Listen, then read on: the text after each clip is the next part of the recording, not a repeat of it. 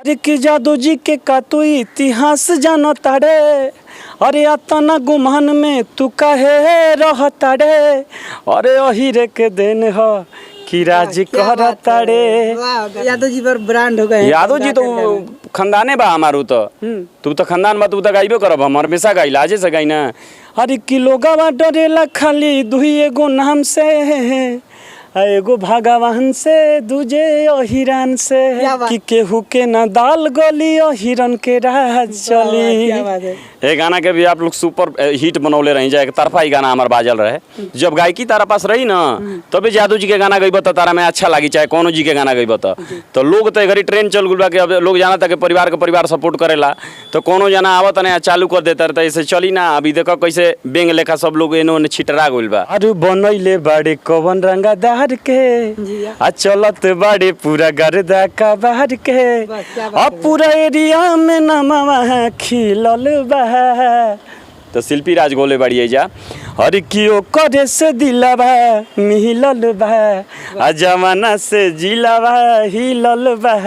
अरे किशोर है बरिस के खजानवा हो कैले जादू जी नेवानवा। नमस्कार, मेरा नाम धनोहर लाल है। आप लोग ओपन न्यूज भारत देख रहे हैं। इस वक्त हमारे साथ पवन राजा यादव जी हैं और यादव जी पर गाना एक से एक गाते रहते हैं और अपना परचम लहराते रहते हैं। और बता दें आप लोग कि टुनटुन यादव को टक्कर में है अभी भैया। बातचीत करेंगे भैया से, आप लोग इंटरव्यू में बने रहिएगा। ओपन न्यूज भारत में बहुत बहुत स्वागत है भैया।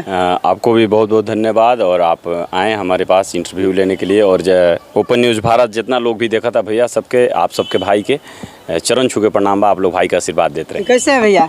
बहुत बढ़िया, आप बताइए कैसे हैं? तहलका मचैले हैं। अरे यादव ब्रांड, यादव जी ब्रांड वो तो नामे में ब्रांड बा भाई, हम का तहलका मचाई जरा नाम में लाग जाला वो ब्रांड हो जाला। अच्छा। तो हमनी के गर्व होला कि हम लोग ये कुल खानदान में पैदा भइल बानी जा और आप लोग इतना प्यार देवनी जा अपना परिवार के, तो बस मजा बा। जी भैया, आप स्टार्ट किए कि यादव जी पर गाना शुरू किए और बाद में के आने लगा, क्या क्या जाति पर आने लगा, ये कैसे हो गया? मतलब आप नहीं गाते तो ऐसे नहीं? ये ऐसा कुछ बात नहीं है कि पवन राजा नहीं गाते तो नहीं गाया जाता। लगातार बहुत दिन से हमारा पहले भी बहुत सारे सिंगर भोजपुरी के पवन भैया भी गाए हैं जादू जी पे गाना। अरे किशोर है बरिस के खजानवा हो कैले जादू जी नेवानवा। उसके बाद हमारे बड़े भाई छोटू छलिया जी भी गाए हैं, हम गाए हैं, हमारे भाई टुनटुन यादव गाए हैं। अब लगातार तो अभी तो सारे हमारे भाई लोग गा रहे हैं। अच्छा। हाँ। तो टुनटुन भाई को टक्कर दे रहे हैं एकदम। टुनटुन भाई जो हैं हमारे प्यारे भाई हैं, हमारे छोटे भाई हैं और टक्कर की कोई बात नहीं है। परिवार में जो होता है तो बड़ा भाई छोटा भाई को टक्कर कभी नहीं देता है, ये सब चीज़ नहीं होता है। खुशी होता है कि हमारे भाई चल रहे हैं, हम भी चल रहे हैं, तो सब लोग साथ में चले, एकदम हम लोग का परिवार ही तो बढ़ रहा है आगे। लेकिन सबसे पहले आप ही स्टार्ट किए यादव जी पर गाना?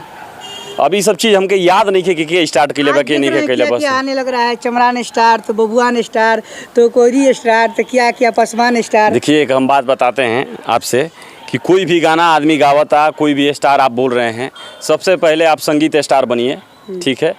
और पवन राजा खाली अगर जादू जी पर गाना गावता तो खाली जादू जी के गाना से संगीत ना चली, संगीत सीखना पड़ता है। संगीत सुरों का जानकारी चाहिए, धुन चाहिए, हारमोनियम का जानकारी चाहिए। आप गाना गा रहे हैं तो जब गायकी तारा पास रही ना तभी जादू जी के गाना गई तो तारा में अच्छा लगी, चाहे कोनो जी के गाना गई तो लोग तो घड़ी ट्रेन चल गुल कि अब लोग जाना था कि परिवार के परिवार सपोर्ट करेला, तो कोनो जना आवत नहीं चालू कर देता रहता, ऐसे चली ना। अभी देखो कैसे बेंग लेखा सब लोग एनो छिटरा गुल बा, ठीक बा। ये घड़ी देखा मार्केट के हाल जौन बोलो तनी कैमरा पर साफा बोलो तनी सब कोई के पता बा, कभी इंडस्ट्रीज के का हाल बा, लोग जातिवाद गाय वाले लोग के बेंग लेखा चित्रा गुल बा लोग, क्योंकि मार्केट हमेशा एक जैसा नहीं रहता है। आपको संगीत की जानकारी चाहिए। अब गाड़ी आप चला रहे हैं तो ड्राइविंग बढ़िया से जानकारी चाहिए ना, कि खलासी है तो 1-2 किलोमीटर घींच दिला तो ये नहीं करूँ दिल्ली चल जीवा चला के तू नानू जीव, तो एक से बढ़िया ड्राइविंग चाहिए, वैसे ही संगीत के जानकारी चाहिए। बेंगुची लोग से मत वो में हमारा के तुलना मत करो कि सब लोग आवत ऐसे करता, वो सबसे हम फेरा में ना रही कोई के। हाँ, हम अपना फेरा में रही खाली। तो पूरा एकदम यादव जी पर ब्रांड हो गए। यादव जी तो खानदाने बा हमारू तो तू तो खानदान बा, तू तो गाइबे करब, हम हमेशा गाइला आजे से गाइना।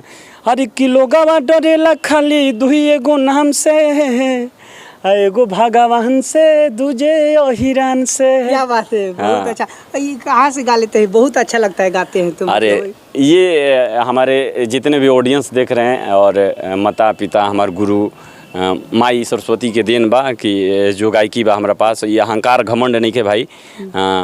10 साल 12 साल के स्ट्रगल बा, सीखल बानी संगीत। ओकरा बाद आज 2-4 साल से जाति बाद गाना आवता तो हम भी गावतानी। ओकरा पहले तमाम गाना गौले बानी, लगातार जवानी कट जाई लॉकडाउन में, लइका से लइकी खिलाड़ हो खेले। ओकरा बाद बेवफा बेरहम दूर हो जा हमरा आँखी से। ओकरा बाद तारा के जब यार के ना भइले रे त भतार के ना होइबे रे। सुनाइए ना, सब कहिए रहे हैं लगातार गाना के नाम लिखल करे जाबा प, अरे कौना साबुन से धोइबे रे। तो हम कहनी गे कि जब यार के न भइले रे, जब यार के न भइले रे तो भतार के न होइबे रे। हाँ, लगातार गाना, मतलब यार के ना होइले तो भतारो के ना होइबे। हाँ, ये सब गाना आज से 7 साल पहले ही गोले बनी और आप लोग को प्यार मिलल बा। टिकटॉक के जमाना रहे, बड़ा हिट भइल बा ये सब गाना। अच्छा, आपका गाना आया था अहिरे के दिन हकी राज करता रहे, तो उस लेवल का गाना फिर कब आ रहा है आपका? अहिरे के दिन हकी राज करता रहे 2, 3 कब? ओकरा पहले एगो और हमार गाना चल रहे कि अरे कि केहू के ना दाल गली हिरन के राज चली। क्या बात है। ये गाना के भी आप लोग सुपर हिट बनौले रही जाए, एक तरफा ही गाना हमार बाजल रहे। और ओकरा बाद ही गाना गौले रही कि अरे कि जादू जी के का तू इतिहास जानो तारे, अरे अतना गुमान में तू काहे रहता रे, अरे अहिरे के दिन हो कि राज करता रे।